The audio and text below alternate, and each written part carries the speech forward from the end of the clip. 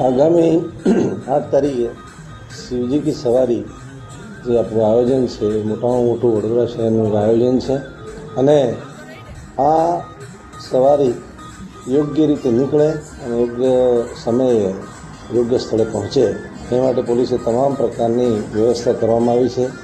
કાયદો અને વ્યવસ્થાની જાળવણીના ભાગરૂપે આ રેલીમાં અમે ટ્રસ્ટીઓ સાથે મળી અને એવું નક્કી કરવામાં આવ્યું છે કે શિવજીની સવારીની સાથે એક મ્યુઝિકલ સિસ્ટમ રહેશે, એક બેન્ડ રહેશે અને આયોજકોના 5 જ વાહન અમે રેલીમાં એલાઉ કરવાના છીએ. જેથી આપના માધ્યમથી વડોદરાવાસીઓને ખાસ અપીલ છે કે આ રેલીમાં કોઈ વધારાના વાહનો એલાઉ કરવાના ન હોવાથી વાહન લાવવાનો આગ્રહ નહીં રાખે. અને